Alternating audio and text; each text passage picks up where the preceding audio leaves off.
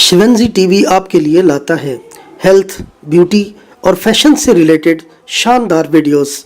मज़ीद अच्छी वीडियोस देखने के लिए यूट्यूब पर हमारा चैनल सब्सक्राइब करें और फेसबुक पर लाइक करें।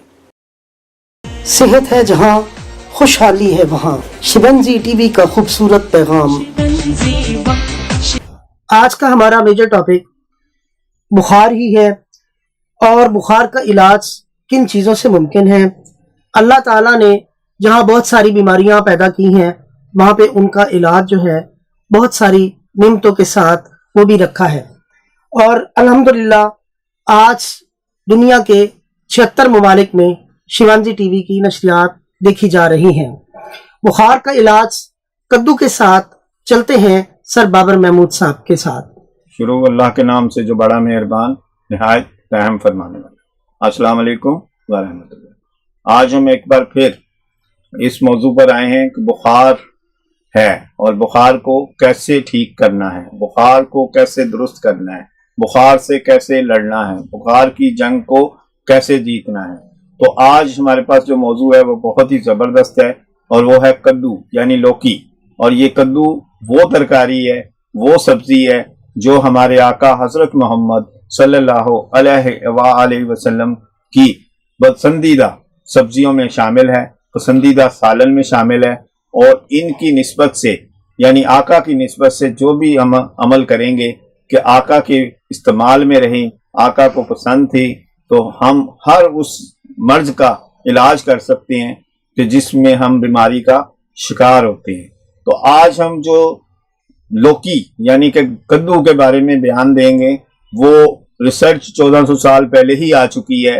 यानी कि ये जिस्म को आपके नॉर्मल करता है, ये जिस्म को आपके ठंडक देता है, ये जिस्म को सुकून देता है, ये जिगर को ठीक करता है, ये मैदे को नॉर्मल करता है, ये आंतों की सफाई करता है, ये दिल की धड़कन को नॉर्मल करता है, ये आपके दिमाग की बेचैनी, एंजाइटी, डिप्रेशन है या असाबी प्रॉब्लम है उनको दुरुस्त करता है। और इसमें बहुत ही ज़्यादा शफा है और ये इसमें ठंडक ही ठंडक है और जिसमें बुखारों के खिलाफ खुसूसी तौर पे बहुत ही ज़्यादा इसमें शफा पाई जाती है।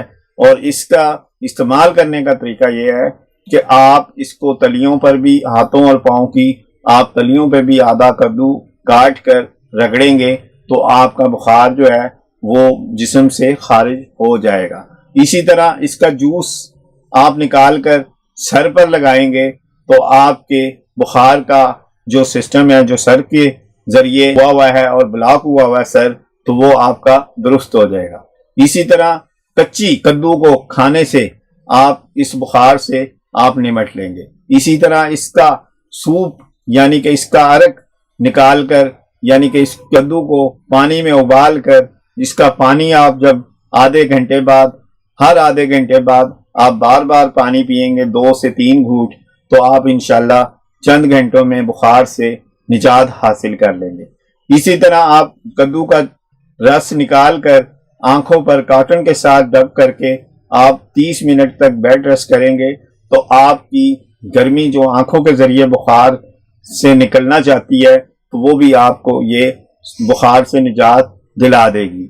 इसी तरह आप इसका जूस निकाल कर अगर 1 घंटे में आप आधा गिलास पिएंगे तो जो गर्मी का बुखार है वो आप उससे निजात हासिल कर लेंगे।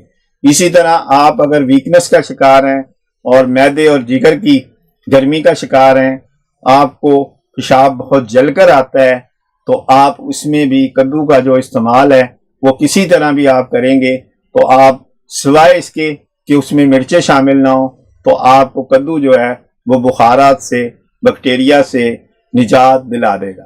क्योंकि कद्दू में बेशुमार बीमारियों का इलाज है और इसमें सिर्फ हाई ब्लड प्रेशर जो है उसका बहुत ज़बरदस्त इलाज है।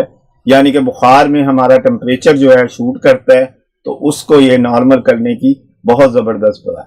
और खाने से इसके अंदर का जो हमारा निज़ाम है वो गुस्ल हो जाता है जिस्म का। यानी अगर हमने खाया है तो हमारे जिस्म की जब सफाई होगी तो साथ ही हमारा जिस्म बुखार से भी निजात हासिल कर लेगा। इसी तरह जिसको बुखार के जरिए नींद नहीं आती वो अगर इसको पीकर या खाकर सोएगा تو اس کو نیند بے شمار آئے گی اور اچھی آئے گی، اور اس سے ہمارا بخار اور اعصابی نظام ٹھیک ہو جائے گا۔ اس کے علاوہ بھی بے شمار اس کی جو ہیں وہ ترکیبیں ہیں، لیکن اگر آپ اس کو جس بھی پوزیشن پر سوائے مرچ مسالے کے اس کو استعمال کریں گے، خواہ وہ تیل کی شکل میں آپ سر پہ لگا لیں، آپ جسم پر مالش کی شکل میں لگا لیں، آپ اس کو ہر طرح سے انشاءاللہ بخارات کے لیے بہترین پائیں گے۔ انشاءاللہ آپ جب استعمال کریں گے تو اس کو طب نبوی کی نسبت سے شفا ہی شفا ہے۔ شکریہ۔